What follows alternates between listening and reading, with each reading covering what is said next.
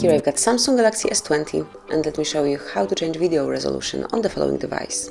So at first you have to open your camera app, then go to the video mode if you are not here, click on the settings icon, and here you've got options for both front and back camera. So let me pick back at first, and here you can switch mode, so you can pick even 8K quality and then some other resolution. Just pick the one that you would like to apply, and then you can record in this video mode. Then you can also change the quality of your front camera. Just click here and pick the video size that you would like to apply. So let me choose, for example, this one. And now you can record in this mode, in this video resolution.